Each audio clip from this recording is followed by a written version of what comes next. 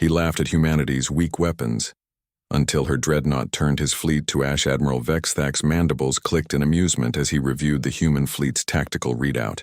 The chitinous plates covering his exoskeleton gleamed under the bridge's bioluminescent displays, each pulse of light reflecting his growing confidence. His compound eyes processed the data streams with predatory satisfaction. Primitive kinetic weapons, he hissed to his second-in-command. The sound translated through the ship's neural interface. Look at them, Krilltalk. They still launch metal. Projectiles like ancient savages throwing rocks. The Zephyrian hegemony had conquered 17 star systems in the past cycle, each victory achieved through their mastery of quantum disruption technology. Their weapons didn't merely destroy enemy vessels, they unraveled the very atomic bonds that held matter together, leaving nothing but scattered particles drifting in the void. Krilltalk's secondary arms gestured toward the holographic display showing the human formation. Their largest vessel appears to be that Dreadnought, Admiral, the one designated UES Retribution. Intelligence suggests it carries their most advanced armaments. Vexthak's laugh was a series of sharp clicks that resonated through the bridge. Advanced? Their railguns and fusion torpedoes are museum pieces compared to our quantum arsenal. This Captain Sarah Chen commands with the tactical acumen of a larvae. On the human dreadnought's bridge, Captain Chen stood with her hands clasped behind her back, watching the alien fleet approach through the viewscreen. Her weathered face remained impassive, but her crew could sense the steel beneath her calm exterior. 30 years of naval service had taught her patience, and the devastating effectiveness of being underestimated. Captain, her tactical officer reported, the Zephyrian flagship is hailing us. Audio only. Put it through. Vexthak's translated, voice filled the bridge with condescending authority. Human Captain, I am Admiral Vexthak of the Hegemony 4th Fleet. Your species has trespassed into sovereign Zephyrian space. Surrender now, and your deaths will be swift. Chen's response was measured, professional. Admiral, this system was unclaimed when we established our mining operations here 6 months ago. We're prepared to discuss territorial boundaries through diplomatic channels. The alien's laughter was like breaking glass. Diplomacy? Your weapons are so primitive, so laughably inadequate, that I'm curious to see them in action before I reduce your fleet to cosmic dust. Tell me, Captain, do your kinetic projectiles still require chemical propulsion? Some of them, Chen replied evenly. Fascinating. We shall make quick work of your antiques. Vexthak out. The communication ended, and Chen's tactical officer looked up with concern. Captain, their quantum disruptors could tear through our hull plating like tissue paper. Should we call for reinforcements? Chen's smile was razor-thin.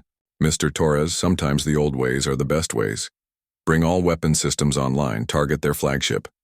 Ma'am, our conventional weapons will do exactly what they're designed to do. She moved to her command chair, her voice carrying across the bridge with quiet authority. All ships, this is Retribution. Execute battle pattern Omega. Fire when ready. Vexthak watched through his ship's sensors as the human vessels maneuvered into what appeared to be a defensive formation. Look how they cluster together like frightened prey animals, he sneered. Begin quantum disruption sequence. Target the largest vessel first. I want to savor their desperation. The Zephyrian weapons charged with an eerie violet glow, space, itself seeming to warp around their energy projectors.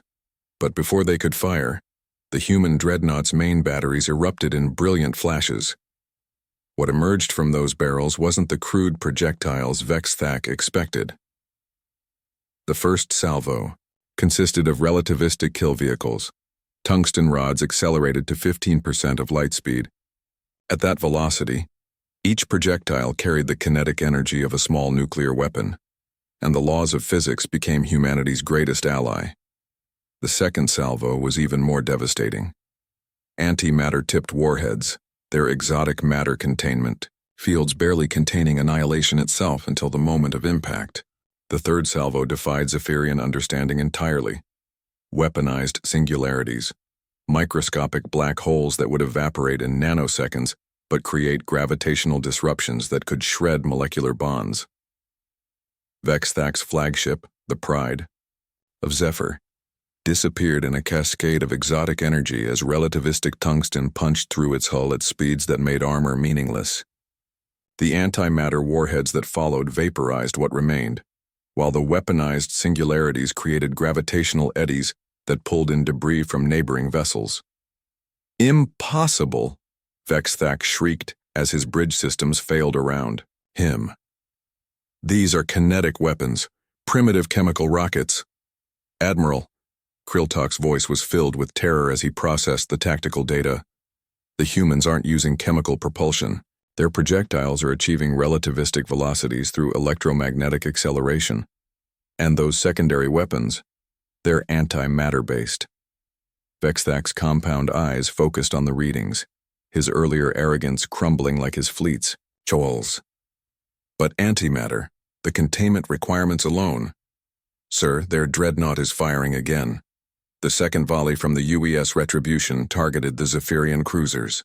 This time, Chen had ordered the deployment of their experimental weaponry, exotic matter projectiles that existed in quantum superposition until impact, allowing them to phase through conventional shields before becoming lethally solid inside enemy hulls. One by one, Vexthak watched his mighty fleet dissolve into expanding clouds of superheated plasma. The quantum disruptors that had seemed so advanced moments before proved useless against weapons that rewrote the fundamental rules of engagement.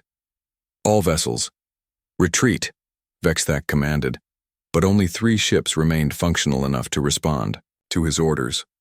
On the Retribution's bridge, Chen watched the alien survivors limp away with their FTL drives barely operational.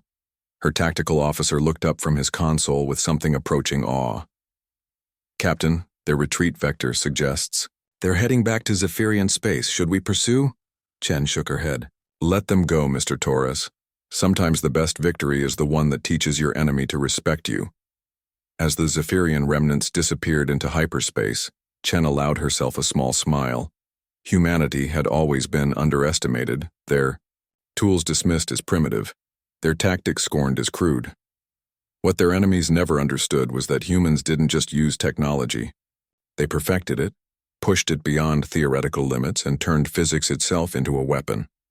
In the depths of space, the expanding debris field that had once been the hegemony's 4th fleet served as a monument to a simple truth. There was nothing primitive about humanity's capacity for innovation, and nothing crude about their determination to survive. Admiral Vexthak would return to his homeworld with a new respect for the species he had so casually dismissed. And in the years that followed, the Zephyrian hegemony would learn to approach human space with the caution befitting those who had turned the universe's most fundamental forces into instruments of war. The age of underestimating humanity was over.